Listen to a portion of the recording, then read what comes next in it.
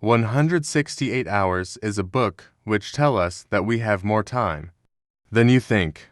It is a transformative book by Laura Vanderkam that challenges the notion of perpetual busyness. Through insightful research and practical advice, it unveils strategies to maximize the 168 hours each of us has in a week. So, let's begin. Point 1. There is more than enough time to live as purposefully and as abundantly as we want our professional and personal lives to be. We seem to not have enough hours in the day to do all that we need to do. There's always too much work and too little leisure. We proudly proclaim ourselves as too busy, as the 60 to 70-hour work week is our new part-time, and a 90 to 120-hour week is normal. We are too busy to read to ourselves or to our kids, or to attend religious services, or to spend time talking with our spouses, or to vote. But others like Teresa Datner have more than enough time on their hands. Datner owns Datner Construction Group and is a mother of 6, including 8-year-old twins.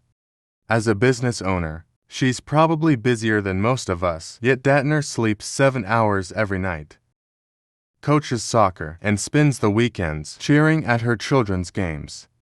She hikes outdoors and goes on trail rides for hours at a time in the mornings during the working day to enjoy the peace and quiet and recharge. She has time to watch 24/2, which helps her to recharge mentally. Also, she takes days off work to coincide with her kids' days off school so she can take the kids on sightseeing tours. Datner views her time differently from most people. All of her hours and minutes are precious. None go to waste. For example, she reads Hardy Boys books to her sons in the car and nurtures her relationship with them in the 10 minutes between when her teen's school opens 8 a.m. and her twins' nearby school opens 8:10 a.m. Datner also understands she is in charge of herself. Everything that I do, every minute I spend, is my choice, so she spends her time on the things she does best, that no one else can do better: nurturing her business, nurturing her family, and nurturing herself. According to her, if I'm not spending my time wisely, I fix it even if it's just quiet time. Datner shows us that our claim of being busy is a lie, because we all have the same amount of time, 168 hours every week, to create the lives we want, which is to be fully engaged in our professional and personal lives. By choosing how we spend our 168 hours every week, we have more time on our hands than we think. Point 2. We can live our professional and personal lives to the fullest if we spend as much of our 168 hours in the week as is possible on our core competencies.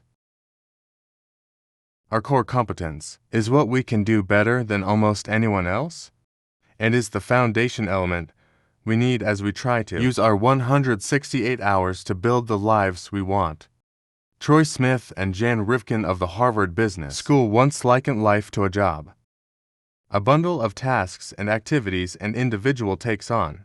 Some, like sleeping and eating, are required, but the rest are simply combinations of choices each of us makes, bundles together for one reason or another. More importantly, they write, there is no reason to assume that tasks must continue to be bundled together in the future in the same pattern they have been bundled in the past. They are saying, in effect, that we need to leverage our core competencies in order for us to build our full lives.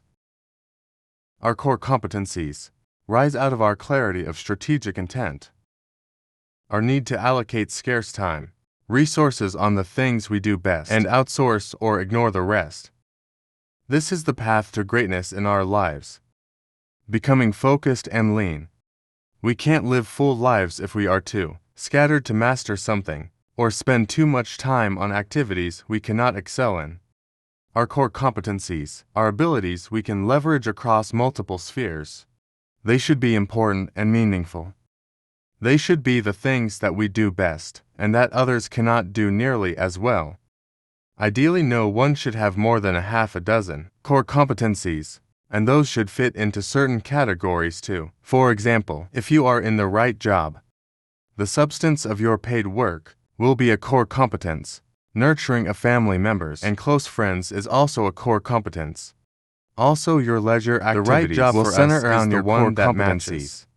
Those who get the most out of life figure out and focus on their core competencies.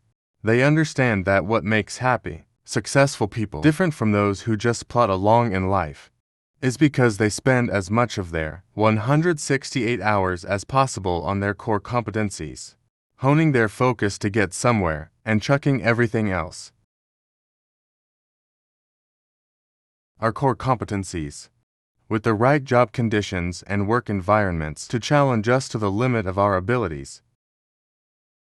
A purposeful life, one that is focused and lean, begins with the right choice of a vocation. If we choose our life's work well, every hour we log on. Sylvia Earle, 83 years, is a marine biologist and mother of 3.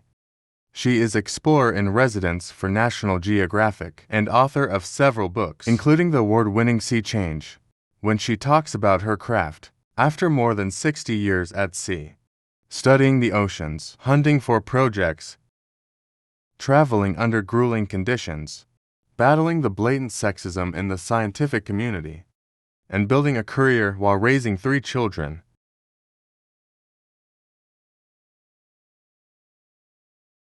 energy to bear on our work tasks, that positive energy flows through all of our 168 hours in the week too. We have more energy working 50 hours every week at a job we love than 30 hours a week at a job we hate. So, what does the right job look like? Teresa Amobili, a Harvard Business School professor and author of the article, Motivating Creativity and Organizations, defines the right job thus: you should do what you love and love what you do. Doing what you love means you should find the work that matches well with your expertise, your creative thinking skills, and your strongest intrinsic motivations. Intrinsic motivation means loving the substance of the work you do for its own sake. Loving what you do means you should find job conditions and work environments that will allow you to retain that intrinsic focus, while supporting your exploration of new ideas. So, the right job for us is a combination of our core competencies and the right job and work conditions, challenging us to the extent of our abilities. It should call out our best work skills and help us develop new ones. Key point 4. Productive work is the secret to a professional life that's fulfilling. Productive work is what results when we put the working part of our 168 hours to effective use. Productive work is what enables people like Teresa Daytner and Sylvia Earle to have amazing careers and maintain full personal lives. Productivity is hard to define, and there are 1,001 ideas out there on how to hack it. But we should think of it in this term: all work, not moving us towards our dream professional lives, is unproductive work. Productive work implies that we clear our work calendar of things that shouldn't be there, so we can focus on our core competencies. There are 4 ways to do this. 1. We should be very clear on our priorities. By seizing control of our schedules, by developing the discipline to spend real time on what's important, even if other things, including frequently our own bad habits, try to intrude and take us off course. 2. We shouldn't mix up activities that look like work for actual work. We might have 1,001 hacks for being productive, but if no actual important work is getting done, then we are not working at all. Having a great system for organizing our emails or being able to schedule daily conference calls on ongoing projects is not work. 3. We should get rid of non-competency work by ignoring it, minimizing it, or outsourcing it. 4. We should boost our efficiencies by getting better at what we do. We should strive at being geniuses at our crafts. We should let no one to the best of our abilities be as good as we are in our craft. We can achieve this through what Jeff Colvin described in his book, Talent is Overrated, as deliberate practice. There is ordinary power in knowing what you want to be doing with your time. When companies execute with this clarity of strategic intent, they thrive. When people do, they thrive too. Harvard Business Review. Key point 5. We can take deliberate steps to reach the summit of our careers. Productive work ought to result in a breakthrough in our careers, or there would be no point to it. There are 6 steps we can take to a breakthrough in our chosen profession or craft. 1. We should be clear about what the next level in our professional craft looks like. Clarity will push us to aim big and take a few calculated risks that would propel us in that direction. 2. We should understand what metrics and gatekeepers are important as we try to achieve the next level in our careers or vocations. For example, someone aspiring to a tenured position in a university knows that 3 to 5 publications in major journals, plus a certain volume of grants, are the base metrics. Most of these metrics or standards are widely publicized or obvious, and if they aren't, it's our duty to figure them out. Gatekeepers are senior or more experienced colleagues who genuinely like us and would actively seek to propel us forward in our professional craft. They like us because we have outlooks to our professional and personal lives that are similar to theirs. We should ponder on and seek these people out to work with them if possible. We should figure out what they really want. That is, what about our track records they can point to while arguing our cases. For example, for a promotion or a choice assignment with decision makers in the organizations we work with or in others. 3. We should work to the point of diminishing returns. For most of us, we will need a lot of hard work and long hours to achieve new heights in our chosen careers or vocations. For we should have good personal narratives. We should brand ourselves in the best ways possible and make our stories authentic too. We are wired to desire narratives, and so are drawn to identities and images that we have formed over a lifetime. A good personal brand story about why we do what we do will often lead to an increase in our profiling in the organization we work in or in the media and launch us on our paths to the next levels in our careers, our vocations. 5. We should be open to possibilities and plan for opportunities. There's an element of luck involved in achieving career breakthroughs. Randomness is a fact of the universe, and our job is to use our 168 hours to stack the odds in our favor by placing many bets and leaving nothing we can control to chance. Lynn Sharon, Tracy Toomey wrote The Perfect Manhattan while bartending in Manhattan in 2002, working until 4 a.m. most nights and then hauling ass to Starbucks a few hours later to plot and write a chance conversation they had with a literary agent one night while bartending set it all in motion. 6. We should be ready to ride the wave the breakthrough we achieve creates. We should desire a career that will slow burn, not flame out. We can do this by returning to the 168-hour framework we have created and redo everything we did right using it. Key point 6. We are doing less housekeeping, so we can spend more time nurturing our spouses and our children. There's a different kind of economics playing out in our homes. Housekeeping, cleaning, cooking, laundry, yard work, and the like is laborious and time-consuming. Recent Time Diary. Studies show that mothers and fathers in this generation spend twice as much time interacting with their children when compared to mothers and fathers in the 1960s. It would seem ironic that a busier generation, with at least 75% of women aged 25 to 34 years in the workforce, would have more time to spend with their spouses and offspring. The reasonable explanation is that we, like corporations, are focusing more on our core competencies and ignoring, minimizing, or outsourcing every other thing. We are getting compensated at market rates for our hours, meaning that spousal or parental time, which is a subset of those hours, have become valuable. And just like a modern corporation, we have refocused those scarce spousal or parental hours on our core competencies. On the home front, nurturing our spouses and our children, not cleaning, cooking, doing laundry, yard work, and the likes. The implication, then, is that we should give some careful thought and plan to the time we spend with our spouses and our kids, because those hours we have to spend with them are scarce and valuable.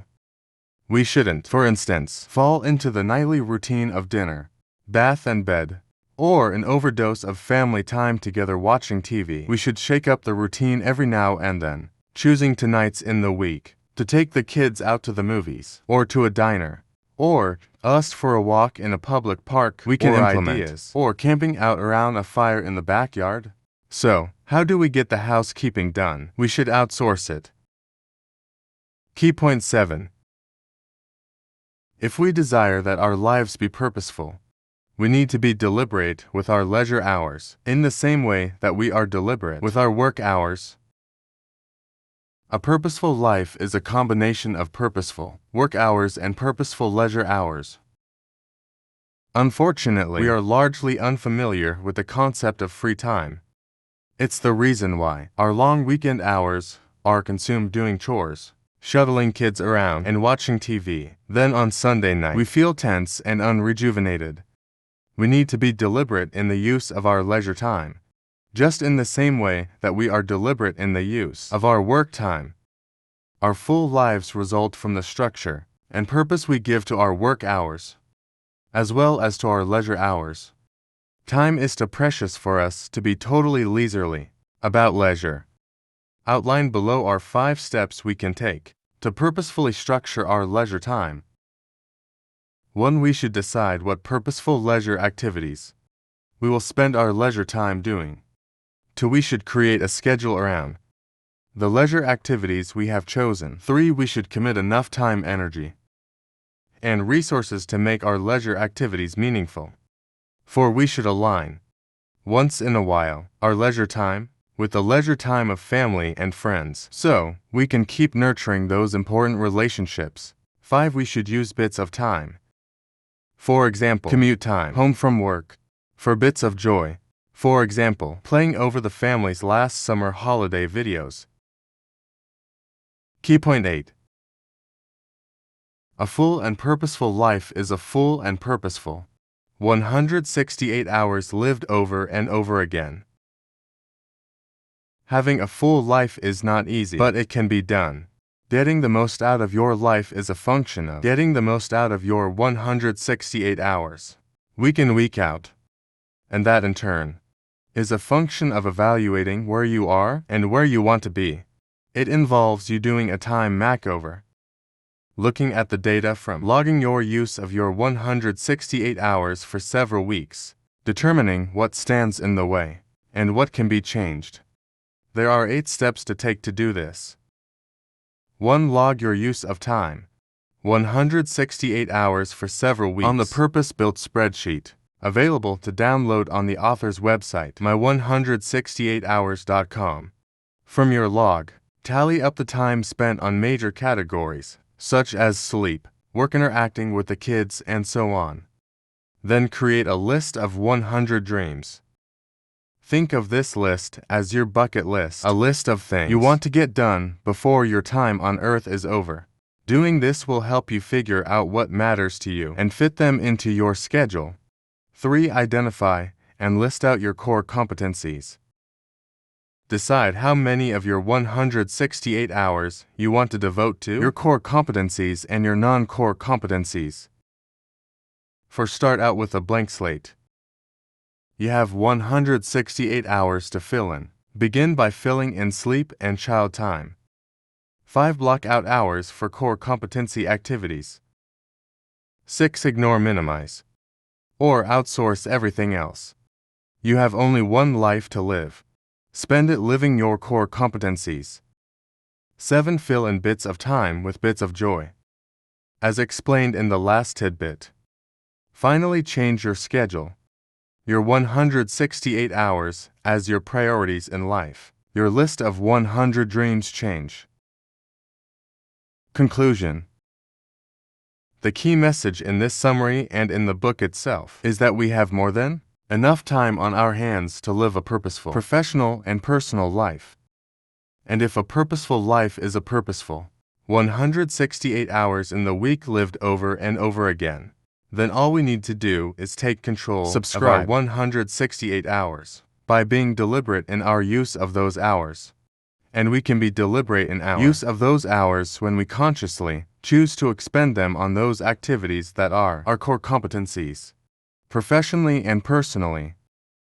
Try this. Log your use of time for 168 hours in the week for 4 weeks using the 168 hours log, available to download freely on the author's website. Examine the data. What is it saying to you?